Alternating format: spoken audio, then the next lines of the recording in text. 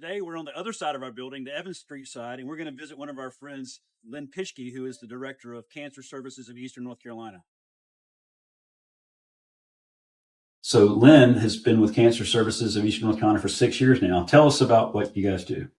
We are supporting patients and caregivers who are affected by cancer in Eastern North Carolina. This is all patients, all ages, all cancers. Wow. We do a variety of things to support them. Variety of things. Our most common requests are grocery support, utility bills, gas to get to treatment. But we do other things like wigs. We've put ramps on homes. We've purchased durable medical equipment, mastectomy products. All kinds of things. Mm-hmm. Well, in addition to Lynn's role in that part of her job, she also hangs out with something called the Nonprofit Leaders Cohort, which is a group that we lead. I have a couple of those that we lead here. Lynn, tell us about your involvement with the cohort this year.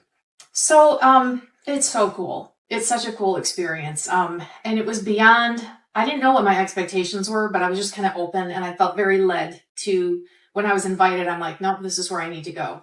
So it's been amazing. I've been doing this for 28 years and I've never had the opportunity to sit with a group of other nonprofit professionals where we can safely share our unique challenges and we can share our problem-solving skills and give each other advice. Like, what would you do if this happened? Yeah. And have other people who've actually walked the walk say, well, I've had this happen and this is how I handle it. Or have you thought about looking at it at this angle? It's been amazing, just amazing. That's awesome.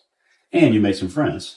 I've made some friends, some good friends. And even some partnerships. I'm starting to see that happen in our group. It's bubbling up. It is. It's really fun. Yes. It's really fun. Mm-hmm. So cool. So Lynn, one other thing they're doing that's really neat, they're doing a lot of neat things, is they have this new mobile mammogram initiative. Tell us a little bit about that. So last fall, we realized that the need for mobile cancer screening vehicles in rural communities had never historically happened. So there was many thousands of people who just never receive any kind of health care because they don't have transportation to get to equipment, or there's no physician to read the scans if they were to get to the equipment. So we have 100 counties in North Carolina and 87 of them are considered medically deserted. Wow.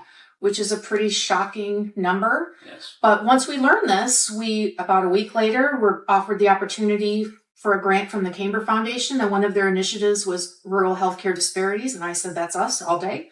We wrote a grant, and we did receive a grant, and this year we are proving that the need for mobile mammography in these communities is real, so that we can quantify a larger ask next year. That's amazing. How many have you had so far? We've had 8 screening days.